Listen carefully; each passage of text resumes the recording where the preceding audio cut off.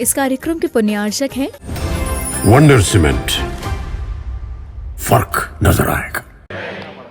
प्रातः स्मरणीय परम पूज्य आचार्य गुरुवर श्री विद्यासागर जी मुनि महाराज की जय।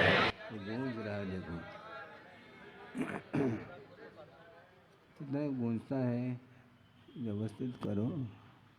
कल कैसे वह सरोवर से पृथक नहीं हो सकती वह तरंग, उसी प्रकार आचार्यों ने मुमुक्षु भव्य जीवों के लिए जो संस्कार दिए हैं वह विलीन भी हो जाए तो सरोवर में ही विलीन हो जाए तो ज़्यादा अच्छा है। विलीन तो होना है और वे संस्कार समय पा करके जो अंकुर उत्पन्न हुआ है उसको और बढ़ाने में कारण सिद्ध होता है। बीज का वपन अपेक्षित था, समय पर बीज का वपन हुआ और वातावरण उसके लिए जो अपेक्षित है वह समय पर मिलता गया और उस वातावरण में निरंतर वह संस्कार रूपी जल का सिंचन किया जाता है और सिंचन कराने वाले वो बहुत सावधानी के साथ कराते रहते हैं और ये संस्कार एक समयवर्ती नहीं, निरंतर उसी स्थान पर जल का सिंचन हो जाता है तो कालांतर में वह अंकुर भी पौधा का रूप ले लेता है। इसलिए संस्कार अपने आप में कंटिन्यूटी जिसको बोलते हैं, निरंतरता को सूचित करने वाला संस्कार होता है। अग्नि के माध्यम से जल गर्म हो रहा है क्या, हम अपने तरफ से प्रश्न उठा करके सामने रखना चाहते हैं।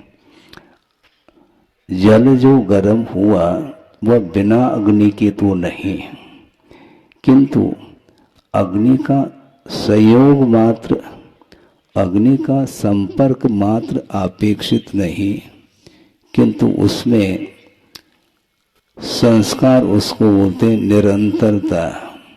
निरंतर वह अग्नि के संपर्क में आकर के वह जल अथवा दूध वह उबल जाता है, गर्म हो जाता है। उसी प्रकार ये सिंचन जो किया जा रहा है, किसका सिंचन? धर्म का सिंचन। क्योंकि अभी जो मंगलाचरण भी हुआ था उसमें भी निज घर को सजाया जा रहा है। किसके माध्यम से सजाया जा रहा? 10 धर्मों से ऐसा कहा गया। मैं बिल्कुल ध्यान से सुनता रहता हूँ क्योंकि गुरुदेव की जो वाणी है वह मात्र सुनने मात्र से पर्याप्त नहीं होता, ध्यान से यदि सुनते हैं तो सारा सारा भाव सामने आ जाता है। 10 धर्मों के माध्यम से अपने निज घर को सजाना है, डेकोरेट करना है। सजाने का अर्थ क्या है?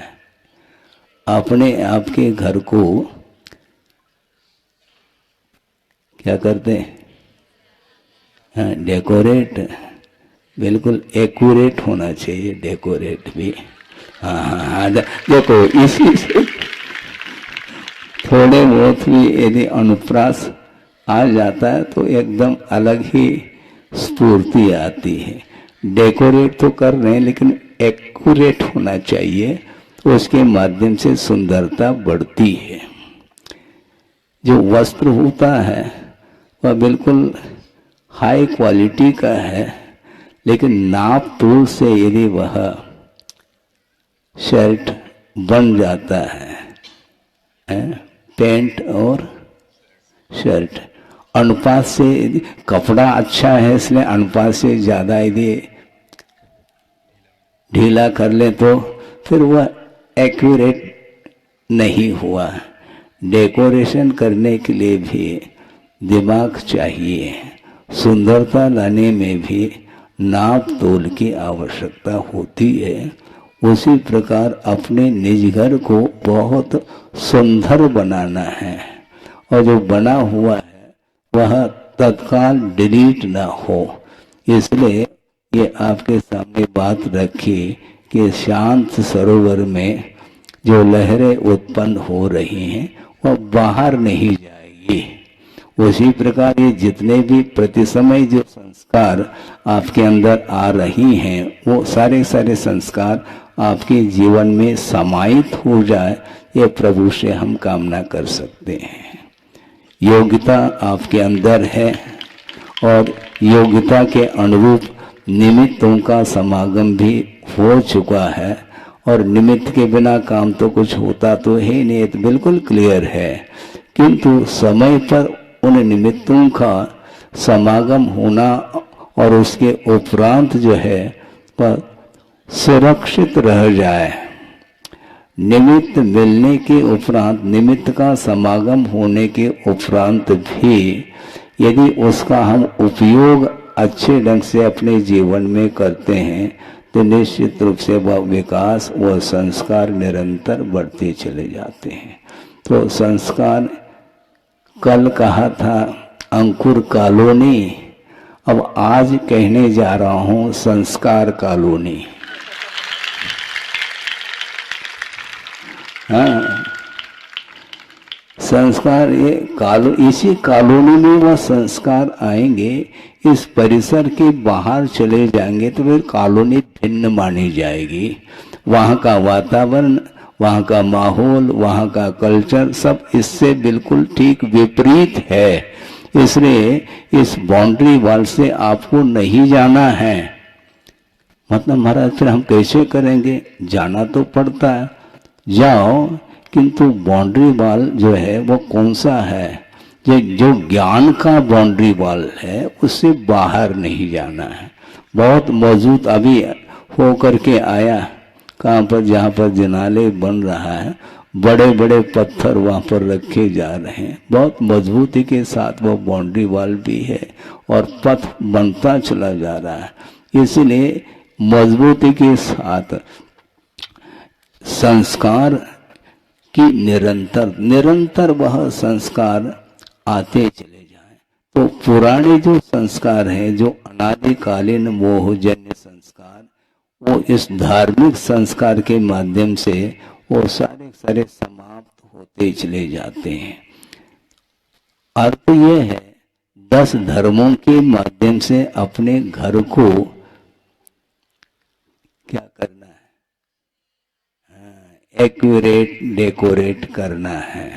बिल्कुल कराती चली जा रही हैं और आप बिल्कुल जो ना अपने जीवन को, अपने घर को बिल्कुल सुंदर बनाते चले जाओ।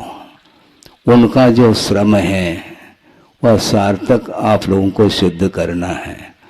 जिस प्रकार उनका संकेत रहता है, जिस प्रकार वो ज्ञान देते हैं, जिस प्रकार वे संस्कार दे रहे हैं, वो धार्मिक संस्कार है। ये कहा जा सकता है कि महाराज अनादिकालीन संस्कार है, इसमें कोई दो राय नहीं है, क्योंकि अधर्म के भी संस्कार अनादिकालीन हैं। तो धर्म के संस्कार को पाने के लिए अनादिकाल लगाने की आवश्यकता नहीं पड़ती। आज के डेट से अनंत काल व्यतीत हुआ संसार में, किंतु उस परिभ्रमण को समाप्त करने के लिए अनंत काल की आवश्यकता नहीं पड़ती, ऐसा आगमकारों का कहना है। सही दिशा में हम चलना प्रारंभ कर दें तो बहुत जल्दी वहां पहुंच सकते हैं। अभी पंच कल्याणक हुआ मड़िया जी के परिसर में, तो ये देखने में दृश्य आया कि केवल ज्ञान प्राप्त करने के लिए प्रभु को अंतर्मूर्ति ही लगा है। उसकी भूमिका के लिए समय बहुत कुछ लग गया, ये अलग विषय है। किंतु एक बार वह साधन सामग्री जो समीचीन है वो एकत्रित हो जाती है, फिर बाद में वो सामग्री के माध्यम से जो कार्य संपादित होना है उसके लिए अधिकतम अंतर मुहूर्त काल लगता है, इससे ज्यादा नहीं लग सकता। संस्कार देने के लिए समय लग सकता है, ये अलग विषय है, किंतु संस्कारित होने के उपरांत जब मन केंद्रित हो जाता है धार्मिक संस्कार के माध्यम से, तो वह अंतर मुहूर्त तक वह यदि टिक जाए एकाग्र हो करके, तो वह मोक्ष हमें प्राप्त हो सकता है। क्योंकि मुझे पूर्ण विश्वास इसलिए है क्योंकि केवल ज्ञान नेट होगा क्योंकि अंकुर है, हाँ।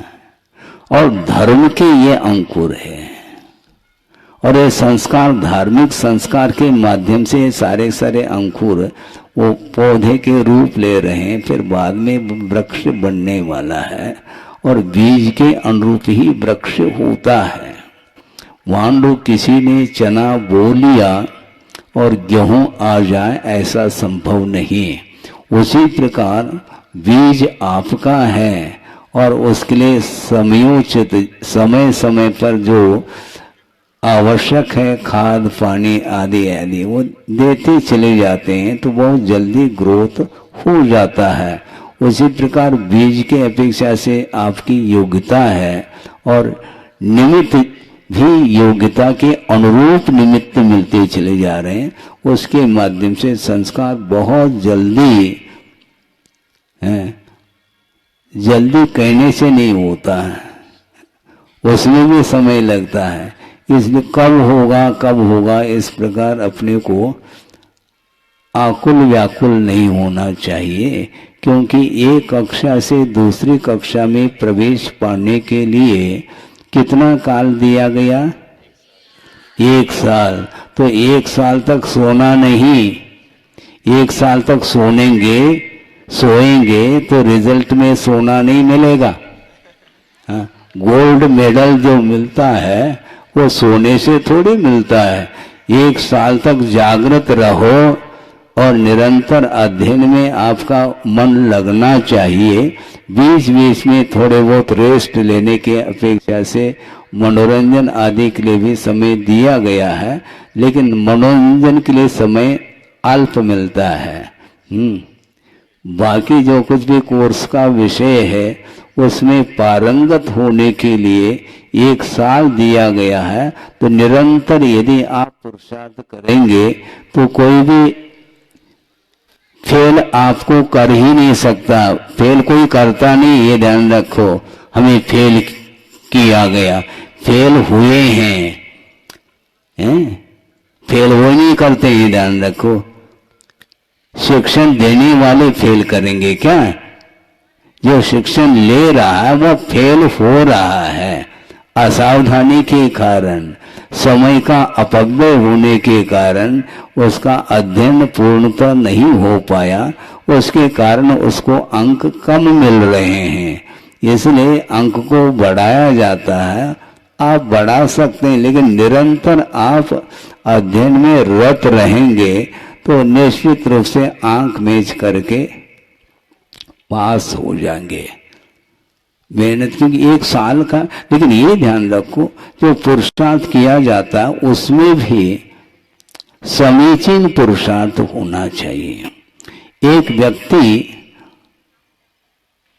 दौड़ लगा रहा है, कितना 10 किलोमीटर दौड़ लगाया, ठीक है, लेकिन विपरीत दिशा की ओर, विपरीत दिशा की ओर तुम 50 किलोमीटर दौड़ लगाओ, उससे कोई लाभ नहीं मिलेगा। सही दिशा की ओर आप बिल्कुल कछुए के चाल से भी चलोगे तो समीचीन रास्ते पर आप चल रहे हैं, ये समझ लेना। इतना तो ध्यान हमें रखना ही चाहिए, क्योंकि वह ज्ञान हमेशा शांत नहीं रहता, वो शांत नहीं रहता, और इसको शांत रखेंगे तो निश्चित रूप से एकाग्रता आएगी, और एकाग्रता आएगी तो निश्चित रूप से उसमें सफलता मिल जाती है। इसलिए ये संस्कार कॉलोनी है, आज हम कह रहे हैं, कल तो अंकुर कॉलोनी और कॉलोनी इसी प्रकार कॉलोनी अंकुर कॉलोनी भी वहीं पर है जहां पर संस्कार कॉलोनी है। बिल्कुल संस्कार कॉलोनी कहीं दूसरी जगह हो और अंकुर कॉलोनी कहीं दूसरी जगह हो, ऐसा नहीं है। हाँ बिल्कुल, अंकुरन जो हो रहा संस्कार के अनुरूप ही वह खड़ा हो जाता है। यहाँ पर पूर्ण आयु भी है, हाँ, और जो भी है सब यहीं पर है। पूर्ण आयु जीना है तो संस्कार के माध्यम से जिएंगे, और थोड़े बहुत यदि मान लो शारीरिक कुछ व्याधि इत्यादि हो तो उसके लिए भी प्रबंध है पूर्ण आयु, और उस पूर्ण आयु का ट्रीटमेंट ले लो तो पूर्ण आयु हमें जिएंगे। और जब तक जीवन है तब तक वह संस्कार पाते चले जाएंगे, बल्कि इस भव संबंधी जो संस्कार है वह परभव में भी काम में आते हैं। क्योंकि जो विपरीत संस्कार जब अनादिकाल से चले आ रहे हैं, विभिन्न भवों में जो संस्कार, जो विपरीत संस्कार वो अभी भी डिलीट नहीं हो रहे हैं, तो इसी प्रकार धार्मिक जो संस्कार हैं वे भी भवांतर तक वह चले जाएंगे। समझ में आ रहा है क्या नहीं? हाँ, चौथी कक्षा वालों को ये मान लो समझ में नहीं आ रहा है, वो छठी कक्षा वाले अथवा सातवीं कक्षा वाले भी संस्कार दे सकते हैं, क्योंकि क्लास फेलो निकटवर्ती है ना, सब एकत्रित हैं। किस कौन सी कक्षा वाला कौन छात्र है ये पकड़ में नहीं आता है, फिर वे सहयोग की अपेक्षा से दे सकते हैं, क्योंकि निरंतर शिक्षण पाया है। मान लो किसी का थोड़ा सा दिमाग यदि कमजोर भी है तो आपस में एक दूसरे को सहयोग देते हुए आगे बढ़ेंगे तो एक से अंकुर दिखेंगे। अंकुर हुए तो हैं, लेकिन उसमें मान लो क्वचित कदाचित कुछ कमी भी है, तो होता है कभी कभी पानी एक सा नहीं मिल पाता प्रत्येक पौधे के लिए, कम बेशी हो सकता है। इसमें जो पानी दे रहे हैं उनका कोई दोष नहीं, किंतु पानी देने के उपरांत भी अंकुर के लिए जो जल पहुंचना है वो कम पहुंच रहा है, और घास फूस जो आया है उसके लिए वह जल समाप्त हो जाता है। तो ये घास फूस उन्होंने बोया नहीं, ये ध्यान रखो है, उन्होंने बीज बोया, गुरुदेव ने बीज बोया है और निरंतर वह सिंचित हो रहा है।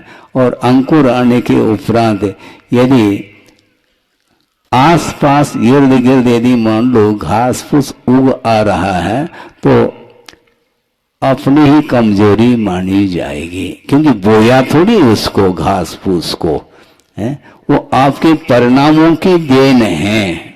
हमारे अंदर यदि मान लो कालुष्य परिणाम उत्पन्न हो गए, वही घास फूस है, और कौन सा घास फूस है? अपने स्वयं की वह परिणति है। इसलिए जो कुछ भी मिल रहा है उसका सही दिशा में उपयोग आप लोगों को कर लेना चाहिए। समय ज्यादा न हो, क्योंकि विलंब से ही प्रारंभ हुआ है, इसलिए। और दूसरी बात है, अंकुर के लिए ज्यादा आवश्यकता नहीं, और जो समझदार है उनके लिए ज्यादा जल की आवश्यकता नहीं। जो कमजोर है उनके लिए ज्यादा जल इसलिए आवश्यकता नहीं क्योंकि अभी अंकुर है, अंकुर के लिए ज्यादा जल की आवश्यकता नहीं पड़ती। ज्यादा जल दे देंगे वह बह जाए, वो बीज ही बह जाए, ऐसा भी ठीक नहीं। और जिसके लिए संस्कार पर्याप्त मिल चुके हैं, निरंतर मिल रहा है, उनके लिए ज्यादा अब, क्योंकि उनकी जड़ें भी मजबूत होती चली जा रही हैं। तो गुरुदेव का ये कहना था, यदि वृक्ष का रूप ले लिया मान लो पौधे ने, अब उसके लिए अकाल भी पड़ जाए तो भी सिंचन की आवश्यकता इसलिए नहीं पड़ती, उसकी जड़ें मजबूत, बहुत गहराई तक पहुंच गई हैं उसकी जड़ें, और वहां पर जल स्तर पर्याप्त मात्रा में वहाँ पर जल मिल जाता है तो उसके माध्यम से उसका काम हो जाता है। तो इस प्रकार जो 12वीं कक्षा वाले भी छात्राएं हैं और भी हैं, तो सबके लिए समान रूप से सिंचन हो, कोई आवश्यकता नहीं। जिसके लिए जितना आवश्यक है समय पर वह संस्कार दे रहे हैं, उसके माध्यम से जीवन का विकास होता है। जीवन का विकास जो होता है उसके लिए भी कारण की आवश्यकता है और विनाश के लिए भी कारण की आवश्यकता पड़ती है। पौधा ऊपर आया है, हरा भरा दिख रहा है, लेकिन कुछ दिन बाद जल का सिंचन करते हुए भी वो पौधा सूख रहा है। कारण क्या है इसमें?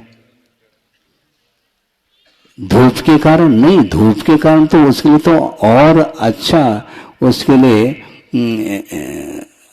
तत्व मिल सकता है, किंतु वो हरा भरा जो पौधा है जिसके लिए निरंतर जल का सिंचन भी किया जा रहा है, खाद भी डाला जा रहा है मान लो, किंतु वह सूख क्यों रहा है? उसके जड़ों में कीड़े लगे हैं।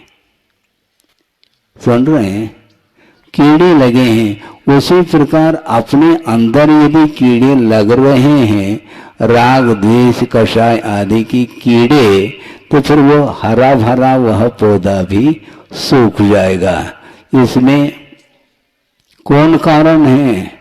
अपने अंदर जो भाव उत्पन्न हो रहे हैं, एक दूसरे के प्रति ईर्ष्या का भाव और कोई भी भाव आ जाते हैं, तो ये तो कीड़े के काम कर रहे हैं। ये नहीं होना चाहिए। समय पर संस्कार भी मिल रहा है और सब कुछ वातावरण उपयुक्त है।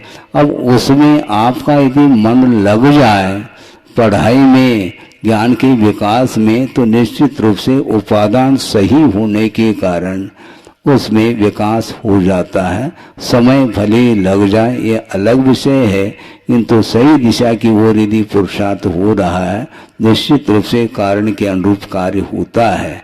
कारण में यदि विपरीतता हो तो फिर भी हम मान लें कि कार्य संपादित नहीं हो रहा है, किंतु कारण में बिल्कुल समीचीनता होते हुए भी यदि कार्य देखने को नहीं मिलता है तो स्वयं का ही दोष माना जाता है।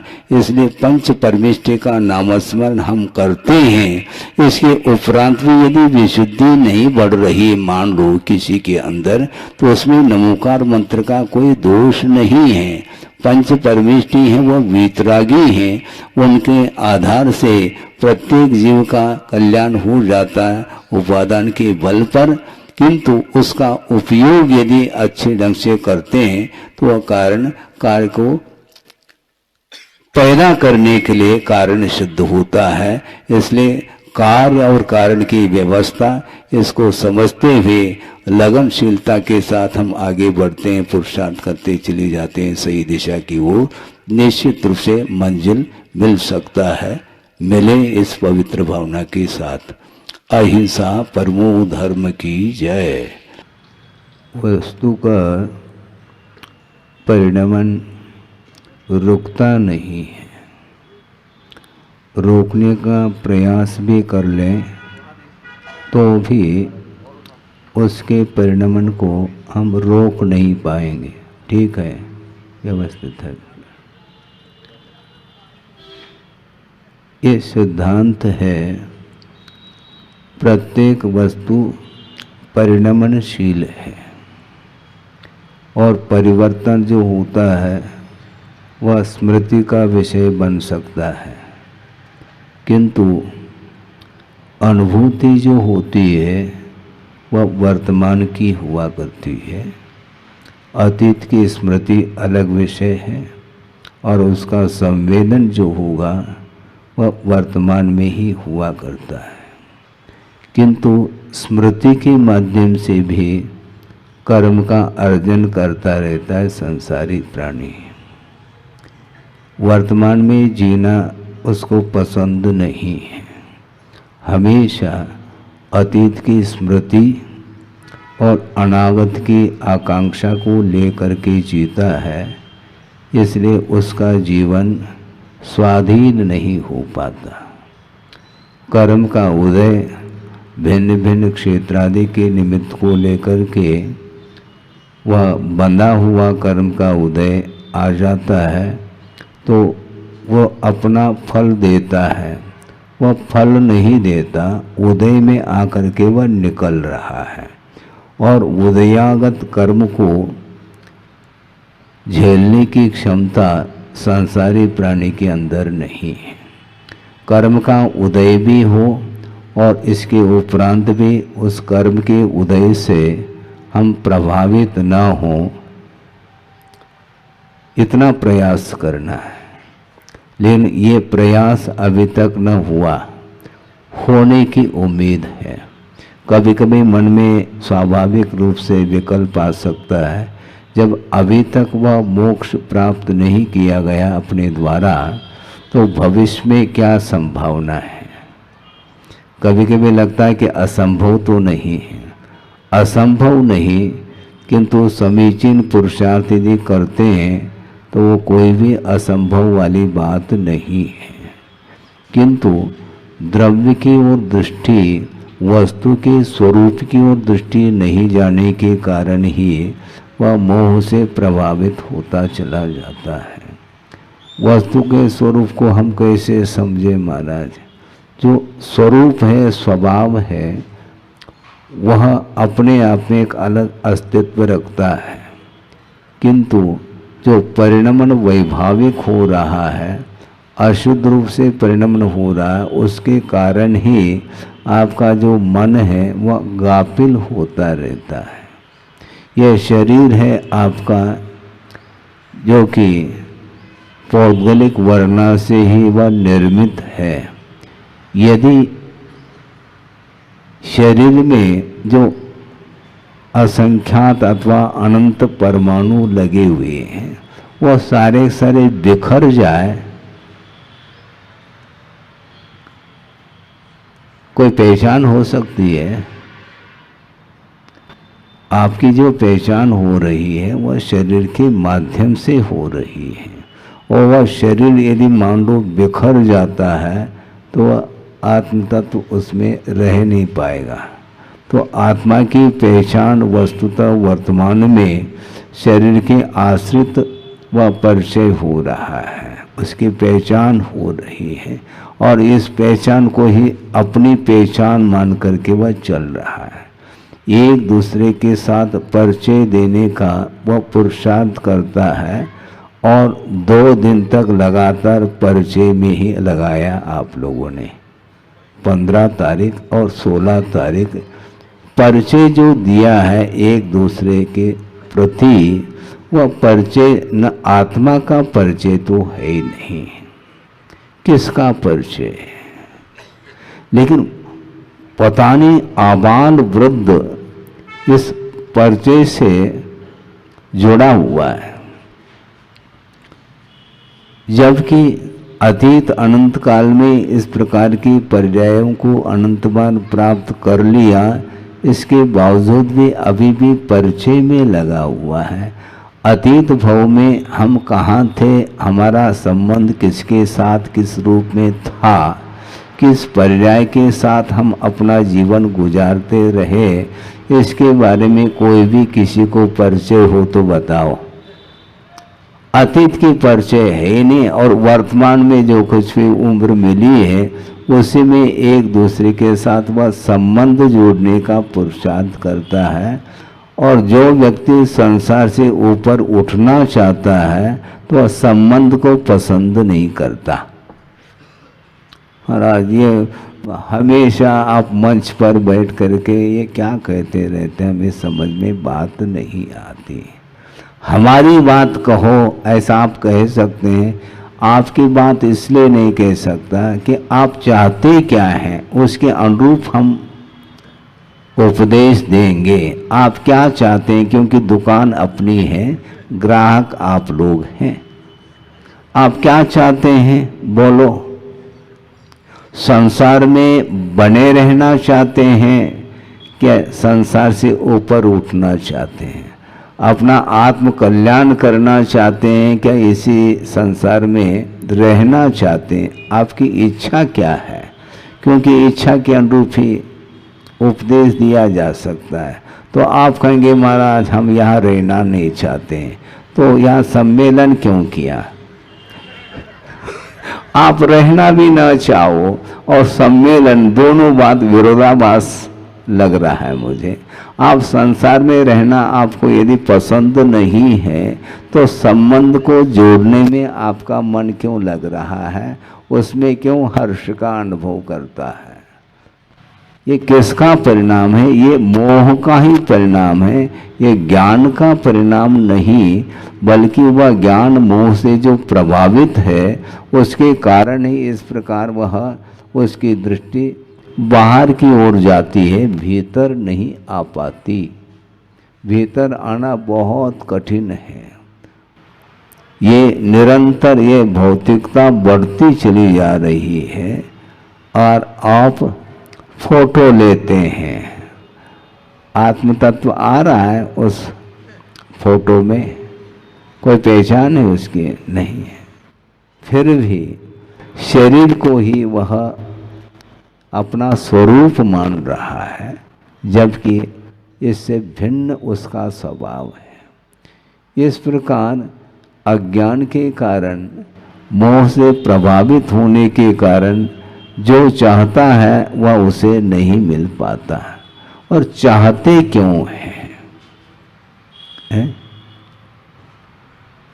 हर क्षेत्र में जब आप पुरुषार्थ कर रहे हैं तो यहाँ पर पुरुषार्थ को धार्मिक क्षेत्र में गौण क्यों किया जा रहा है?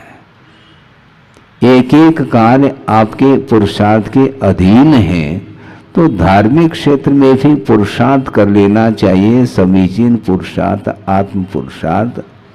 फिर बाद में चाहने की कोई आवश्यकता नहीं पड़ती। कल भी हमने यही बात कही थी कि चाहो नहीं, लक्ष्य बना लो, हमें प्राप्त करना है पुरुषार्थ के माध्यम से। अर्थ पुरुषार्थ कर लेता है संसारी प्राणी, काम पुरुषार्थ भी कर लेता है, धर्म पुरुषार्थ भी कर लेता है। इसी प्रकार मोक्ष पुरुषार्थ की बात करो। कल्याण की बात करना चाहते हैं और बार बार आप घोषणा भी कर रहे हैं, अनाउंस कर रहे हैं 1 दिसंबर से 7 दिसंबर। वो क्या है? वह किसका परिचय उन दिनों में होगा? इन 7 दिनों में किसका परिचय होगा हमें बताओ। उसके पहले ही 2 दिन अपने परिचय दे दिया दुनिया को। हाँ, हमारा ये स्वरूप है, हमारे ये स्वरूप है, आदि आदि। शरीर पाया है और पुनः उसमें भी इसका शरीर अच्छा है, इसका रूप लावण्य, वो ये सारा सारा ध्यान किस ओर जा रहा है? संसार की ओर ही उसकी दृष्टि है। फिर ऐसी स्थिति में हम संसार में नहीं रहना चाहते, ऐसा कहना कहाँ तक उचित है? यदि रहना नहीं है तो इसमें इस प्रकार फैसिलिटी की आप बात क्यों करते हैं? लेकिन ये होता है, ये मोह का ही एकमात्र प्रभाव है, इसमें कोई भी अपवाद नहीं है। सबसे अच्छा दिव्य यदि शरीर मिलता है तो वह सौधर्म इंद्र को भी नहीं मिल पाता है। ऐसा शरीर तीर्थंकरों का होता है। इतने ही परमाणु थे, इस प्रकार भी स्तोत्र में पाठ आप पढ़ते हैं, ये शांत राग रुचि परमाणु वेस्तम निर्मापित त्रिभुवनिक। हाँ, ऐसा कहा। तो उतने परमाणु थे, तो उतने परमाणु थे तो वह दिव्य शरीर का निर्माण हुआ है पुण्य के उदय में। किंतु वह शरीर भी विनाश को प्राप्त होता है। बाद में क्या होता है? केवल ज्ञान होगा, हाँ हो गया, और मोक्ष को भी प्राप्त कर गए और सारा सारा शरीर कपूर की भांति वह विलीन हो जाता है और नख और केश रह जाते हैं उसका दाह संस्कार करने के लिए अग्नि कुमार देव आते हैं। वो सारा सारा शरीर वो कहाँ चला गया? इसलिए मैं ये कह रहा था ये परमाणु बिखर जाते हैं, बिखरना इसका स्वभाव है। पूरण और गलन, संगठन और विघटन ये पुद्गल का स्वरूप है। जब यह विघटित होगा, आप नहीं चाहते हुए भी यह बिखर जाने वाला यह शरीर है, तो ऐसी स्थिति में उसके प्रति जो आकर्षण बना हुआ है यही संसार के लिए कारण है। संसार से ऊपर उठना है तो शरीर को पड़ोसी बनाना पड़ेगा। बहुत कठिन नहीं है, हाँ तो भर देंगे आप, लेकिन बहुत कठिन होता है। दीर्घ काल तक जीवन जिया है, इसके बाद भी उस दीर्घ काल में आत्मा और शरीर का परिचय नहीं हो पाया, तो कौन सा सम्मेलन है? परिचय ये ठीक नहीं, क्योंकि शरीर का ही परिचय किया जा रहा है। आत्मा का कोई भी परिचय, उसका स्वरूप सामने आ ही नहीं रहा है। वस्तुतः देखा जाए अनंत अवस्था भी आत्मा की स्वाभाविक परिणति नहीं है, ऐसा कहा है। क्योंकि अनंत अवस्था भी वह दृष्टि का विषय बनता है। वह सशरीरी है, सकल परमात्मा है, और निकल परमात्मा सिद्ध अवस्था है। सिद्ध अवस्था प्राप्त होने के उपरांत वह आत्म तत्व व इंद्रियातीत हो जाता, किसी भी इंद्रिय के माध्यम से उसका परिज्ञान संभव नहीं है। वह अदृश्य है, अमूर्त है, अरूपी है, उसकी कोई गंध ही नहीं। हाँ, तो ऐसी स्थिति में संसार में रह करके संसार से ऊपर उठने के लिए स्वरूप का परिज्ञान होना बहुत आवश्यक नहीं, अनिवार्य है। उसके बिना संसार के प्रति उदासीनता नहीं आ सकती। प्रतिकूलता के ऊपर प्रतिकूलता आती गई, मान लो कर्म के उदय से, महाराज संसार अच्छा नहीं लग रहा है। अच्छा, प्रतिकूलता में अच्छा नहीं लगता, और अनुकूलता में उम्र कम पड़ती है, उम्र और ज्यादा होना चाहिए, है? बड़े मुश्किल से 60, 70, 80 तक पहुंचे नहीं, बस अवस्था ढल गई। बाल्य अवस्था आती है, चली जाती है। किशोर अवस्था आती है, वह भी चली जाती। युवा अवस्था आती, वह चली जाती। प्रौढ़ अवस्था आती, वो भी चली जाती। और वृद्धावस्था आती है तो ले जाती वो। उसके बाद कोई अवस्था ही नहीं, उसके बाद कोई अवस्था नहीं, जाना है उसको। और सामने दिख रहा है, वह हरा भरा वृक्ष कब तक रहेगा? निश्चित रूप से वह ढलेगा और एक दिन वह वृक्ष धराशायी हो जाता है। उसी प्रकार यह परिणमन कभी रुकेगा नहीं। इस परिवर्तन को देखते हुए ही संसार से ऊपर उठने का भाव उस व्यक्ति के अंदर आता है जिसने वस्तु के स्वरूप को जान लिया है। अभी तक वह परिज्ञान नहीं हो पाया, अभी भी वह मेरी पर्सनालिटी देखो कहता है। अच्छा, आपकी कौन सी पर्सनालिटी, ये तो बताऊं आप। आत्मा की कौन सी पर्सनालिटी है? आपकी पर्सनालिटी फिर जब अवस्था ढल जाती है उस समय भी तो पर्सनालिटी होगी कुछ, पर आज वह देखने लायक नहीं है। बाल्यावस्था में देखता है आईने में तो लाल सुर्ख गाल, गोल गोल कपोल है, बाद में ढल जाते हैं गाल, फिर बाद में देखने लायक नहीं रहता। वृद्धावस्था में वह लाठी हाथ में लेकर के चल रहा है, कमर टेढ़ी हो चुकी है और गर्दन हिल रही है? तो उस आईने में देखो ना उस दृश्य को। वो देखने में देखते हैं तो अच्छा नहीं लगता, उदासी है चेहरे पर। ऐसा क्यों?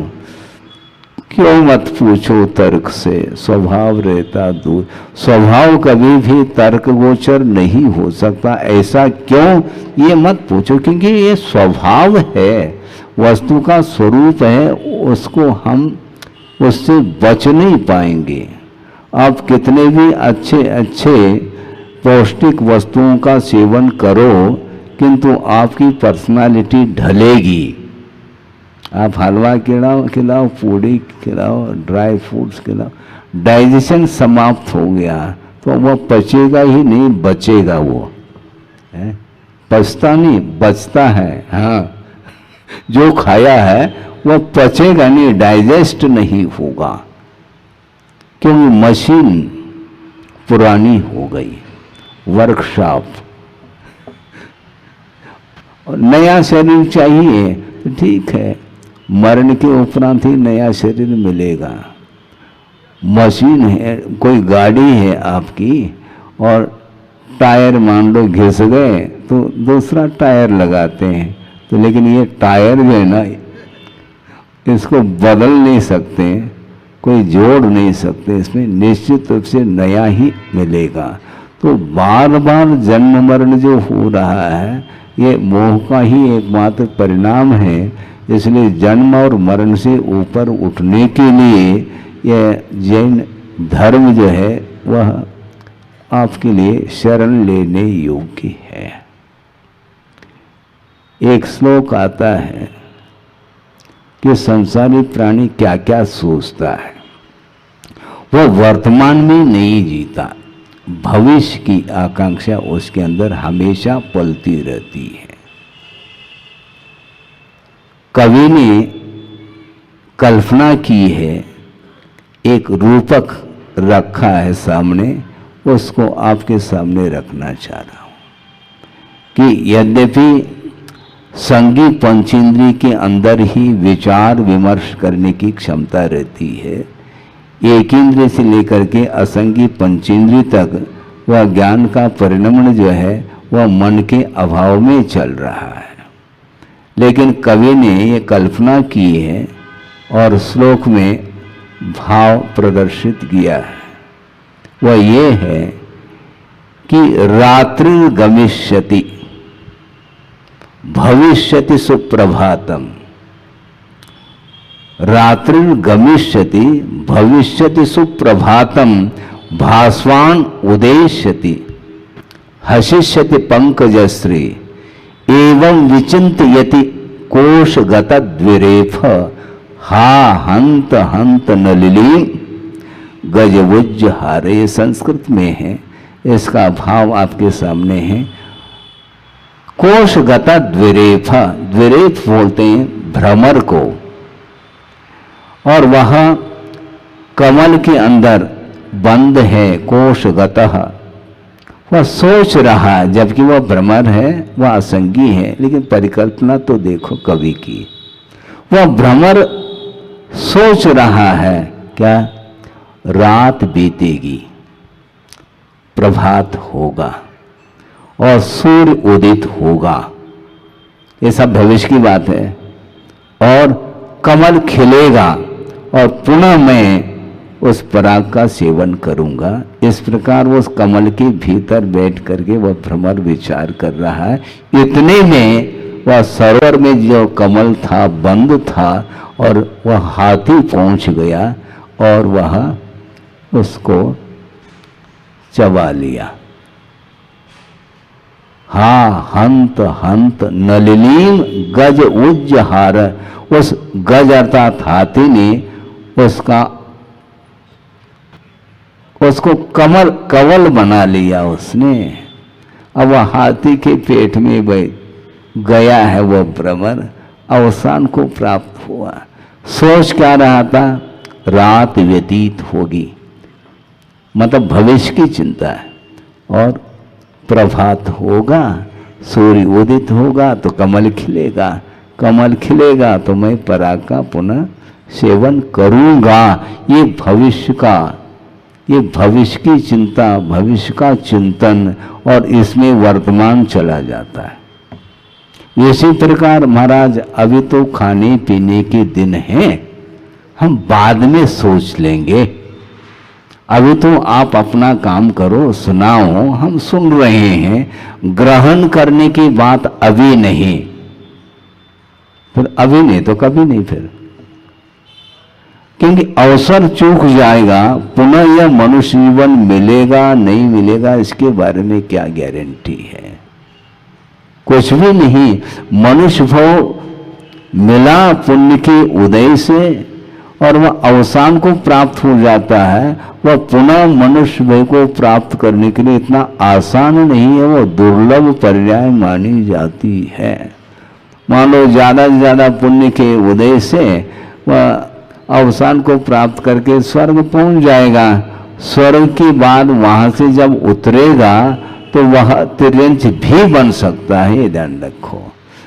सिद्धांत है 12वें स्वर्ग तक का जो देव है वह मिथ्या दृष्टि देव, वह तिर्यंच आयु का बंद करके पंचेंद्रिय तिर्यंच हो सकता है। और पहले दूसरे स्वर्ग का जो देव है वह एक इंद्रिय पर्याय को भी प्राप्त कर सकता है। ये आपका भविष्य है, सोचो विचार करो। इसलिए जो पर्याय मिली है धर्म साधन करने के लिए उसका पूर्णतः सदुपयोग कर लेना चाहिए। बाद में हम कर लेंगे कुछ नहीं होगा। वर्तमान में जीवो, भविष्य की आकांक्षा ठीक नहीं। ये इच्छा जो है ना, ये आशा, ये अंत को प्राप्त नहीं हो सकता। और की जो भूख है, जो तृष्णा है, वह मिटने वाली नहीं है। पुण्य के उदय में जो मिला है उसमें संतोष धारण करके यह भी मेरा स्वरूप नहीं, यह भी मेरा स्वभाव नहीं, मुझसे यह पृथक है, भिन्न है, इस प्रकार निरंतर वस्तु तत्व का चिंतन करने वाला जो होता है वही संसार से ऊपर उठ सकता है। घूम फिर करके प्रतिदिन कोई न कोई प्रसंग बना करके संसार के स्वरूप के बारे में ही हम समझाना चाहेंगे, क्योंकि संसार का स्वरूप जब तक ज्ञात नहीं होगा तब तक संसार से ऊपर उठने का भाव भी जागृत नहीं होगा। महाराज मोक्ष का स्वरूप बताओ, संसार का तो बहुत बता दिया आपने। अब मोक्ष है क्या वस्तु? जो है यह मोक्ष का स्वरूप नहीं है, यही मोक्ष का संक्षेप में स्वरूप है। ये संसार का स्वरूप है, ये बंधन है और बंधन से मुक्ति का नाम मोक्ष है। और जो बंधन ही जिसको इष्ट है और संबंध जोड़ने में ही लगा हुआ है रात दिन, तो वह कैसे बंधन से मुक्ति को प्राप्त कर सकता है? कर्मों से बंध रहा है और दूसरे को बांध रहा है। समस्या एक और है, स्वयं तो बंधा है संसार में और दूसरे को बांधने में उसको आनंद आ रहा है। तो इसका अर्थ क्या है? और दूसरा कह देता महाराज हमारे साथ जबरदस्ती हो गई। गलत बात है ये। काय को जबरदस्ती हुई? हमारे साथ जबरदस्ती क्यों नहीं हुई है?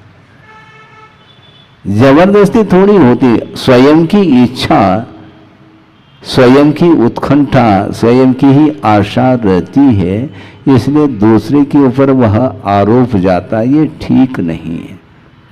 महाराज पंचम काल है। अच्छा, आचार्य ज्ञान सागर जी महाराज ने कहा था कि पंचम काल और चतुर्थ काल ये छोड़ो। चतुर्थ काल में भी हलवा बनता था, पंचम काल में भी बन रहा। काल ने क्या किया मुझे बताओ आप है? पंचम काल में हलवा बन रहा है क्या? नहीं बन, वही उसी प्रकार चतुर्थ काल में बनता था। अब काल के ऊपर क्यों दोष देना चाहते हैं? जिस काल में जो साधक साधना कर रहा है वही काल आपके लिए भी है। गुरुदेव के लिए चतुर्थ काल रहा हो ऐसा, और आपके लिए पंचम काल ऐसा नहीं। दोनों के लिए एक सा काल है।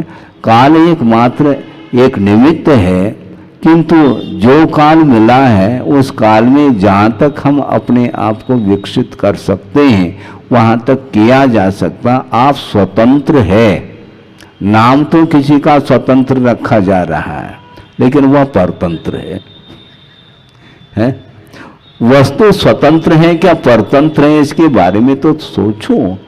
आप जो चाहेंगे वह होगा। हाँ, आप पराधीन नहीं हैं। मान लो आपने किसी को निमंत्रण दे दिया भोजन के लिए, यहां तक तो ठीक है, लेकिन उसको बाध्य कर दो तुम्हें ये लेना ही पड़ेगा, गलत बात है। वो कहता है मुझे निमंत्रण न दिया तो और अच्छा है। निमंत्रण देने का अर्थ ये थोड़ी कि हमें पूरी तरह से बांधना चाहो आप, नहीं, हमें जो इष्ट है वो हम ले लेंगे। परोसना आपका काम है, लेना आपके अधीन थोड़ी है। इसी प्रकार श्रमण लोग आहार के लिए जाते हैं, विधिवत आहार लेंगे और आप दाता हैं, लेकिन इस जगह आते ही नहीं कि महाराज आपको लेना ही पड़ेगा, गलत है। ऐसा नहीं लेना पड़ेगा, हम लेते नहीं। एक बार की बात है कि थाली लगा दी और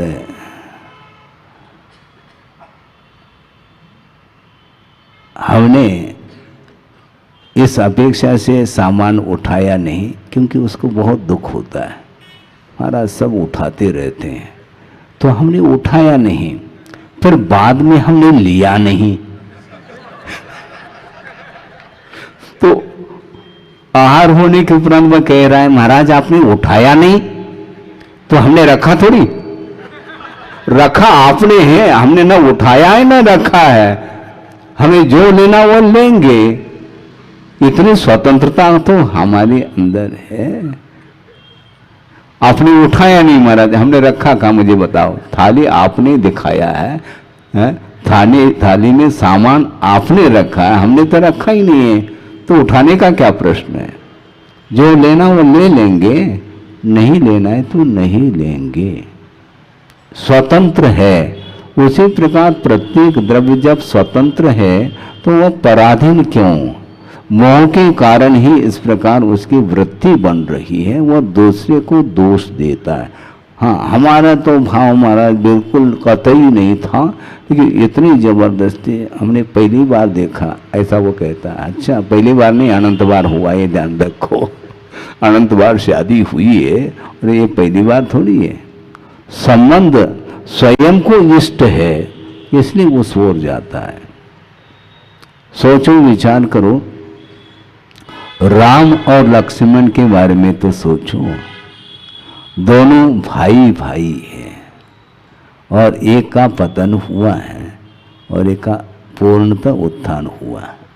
राम मुक्त हो गए और सीता स्वर्ग में है अभी, और रावण भी नीचे गया है और लक्ष्मण भी नीचे पहुंचा है। ऐसा क्यों महाराज? नारायण है ना, लक्ष्मण नारायण है। नारायण पद जो मिला वह बिना पुण्य के उदय तो नहीं मिल सकता है, लेकिन इसके उपरांत भी वह पुण्यानुबंधी पुण्य नहीं था, इसलिए उसका पतन हुआ। इसको पापानुबंधी पुण्य बोलते। पुण्य का अनुबंध पाप के साथ है। हाँ, पुण्य का जो उदय हुआ वो पाप के साथ अनुबंध रख रहा है, वो परंपरा से वह गिरेगा। निदान के साथ वह पहुंचा है ऊपर, मुझे नारायण पद मिल जाए तो सीधा स्वर्ग पहुंच गया। वहां से उतरता है तो नारायण पद उसको मिलता है, लेकिन उसका मरण हो जाता है, नीचे पहुंच जाता है। नारायण, प्रतिनारायण, रुद्र, ये सारे सारे अधोगति के पात्र बनते हैं। तो एक ही परिवार में राम भी और लक्ष्मण भी, और ये जमीन आसमान का अंतर क्यों है? ये अंतर अपने परिणामों के माध्यम से ही दिखाई दे रहा है। वो तय कहीं से, लेकिन एक ही परिवार में उत्पन्न होकर के भी एक को मोक्ष मिल रहा है और एक को नरक मिल रहा है। महाराज ये पक्षपात हो रहा है ऐसा हमें लगता है, आपको वही लगता है ना? पक्षपात नहीं है ये, हाँ, क्योंकि पक्षपात का फल है, ये पक्षपात का ही फल है। निष्पक्ष होकर के वस्तु का चिंतन करते और मोह को समाप्त करने की साधना करते तो पक्षपात थोड़ी है, इसमें कोई बात ही नहीं। तो इसलिए उत्थान और पतन की जब बात आती है तो वह केवल स्वयं के ऊपर ही निर्धारित होता है। वातावरण की अपेक्षा से, निमित्त की अपेक्षा से बहुत सारे निमित्त विपरीत भी मिल सकते हैं। इसके उपरांत भी पुरुषार्थ यदि जारी है तो वह निमित्त आपके लिए कुछ नहीं कर सकता, क्योंकि बाध्य थोड़ी होंगे हम स्वतंत्र हैं। आप जिस रूप में परिणमन करना चाहें उसके लिए स्वतंत्र हैं। इसलिए गुरुदेव ने कहा था कि उदय में कथनचित परतंत्रता आ सकती है, किंतु बंद के क्षेत्र में आप स्वतंत्र हैं। हाँ महाराज, निमित्त के माध्यम से ऐसा हो रहा है। निमित्त तो सभी को मिल रहा है ना। मोह यदि नहीं है उस वस्तु के प्रति तो वस्तु क्या जबरदस्ती आपको बंद करा सकता है क्या? नहीं। सोचो, विचार करो, दृष्टि का अंतर है। एक श्रावक आया और द्रव्य चढ़ाया पास में। वह द्रव्य क्या था? निर्वाण लाडू। तो हमारे निकट ही तो है और लाडू से आप बहुत दूर है, लेकिन इच्छा तो आपकी होगी, मेरी तो नहीं होगी। मोदक अर्थात लड्डू खाने की इच्छा जिसके अंदर है, वह लड्डू नहीं भी है तो बना करके खा लेगा, वो स्वतंत्र है। और जिसकी खाने की इच्छा ही नहीं और सामने भी हो तो वस्तु उसके लिए कभी भी बाध्य नहीं कर सकती। आपको लेना ही पड़ेगा, नहीं ऐसा नहीं। ये हमारे ऊपर, हमारी इच्छा के ऊपर है। तो इच्छा का जिसने निरोध किया है वो उसके अंदर वह वस्तु कुछ भी नहीं कर सकती। और आपके सामने वह वस्तु नहीं भी है तो स्मृति के माध्यम से उसी वस्तु के लाभ के लिए, उसको प्राप्त करने के लिए आप निरंतर पुरुषार्थरत रहते हैं। इसलिए इच्छा के बिना संसार का निर्माण नहीं होता। जहाँ इच्छा का निरोध हो गया तो संसार का अभाव होने में अब देर नहीं लग सकता। 10 बज गया है इतने, क्योंकि परिणाम तो अनंत काल तक चलेगा। अनंत काल तक थोड़ी उपदेश दे पाएंगे अपन। उपदेश तो आधा घंटे के लिए था, वो हो गया। इसलिए हमारा ये कहना है कि वस्तु का स्वरूप जब तक ज्ञात नहीं होता तब तक सारे विचार मन में जो आते हैं वो विपरीत ही विचार आते चले जाते हैं और उसके माध्यम से ही वह अपने ही परिणाम के द्वारा पुनः अपने आप को बांधता चला जाता है। बांधने वाला कोई दूसरा नहीं, अपने ही परिणामों के द्वारा वह अपनी आत्मा बंधती चली जाती है कर्मों से। इसलिए कर्म बंध से बचने के लिए आपको शास्त्र का, आगम का आधार लेकर के वस्तु तत्व का यदि चिंतन करोगे तो निश्चित रूप से वस्तु तत्व का परिज्ञान हो जाता है। तो निश्चित रूप से वह ग्रहण करने योग्य नहीं है, ऐसा मन में भाव जागृत होता है तो वह छोड़ देता है। महाराज वस्तु छूटता नहीं, मोह छूटेगा नहीं, छोड़ना पड़ेगा। ये आपके बदन पर जो वस्त्र आए हैं वह आपने पहना है क्या? अपने आप है? वस्त्र चढ़ गए क्या?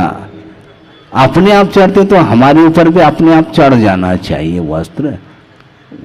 वस्त्र को पहनते हैं आप और उसमें भी चॉइस और है, अलग अलग क्वालिटी के, वैरायटी, पसंद, उसमें भी पसंद।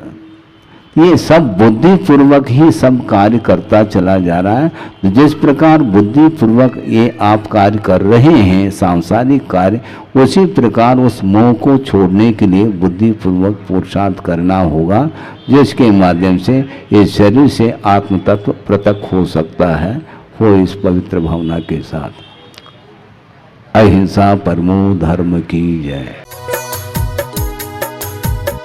इस कार्यक्रम के पुण्यार्चक थे वंडर सीमेंट, फर्क नजर आएगा।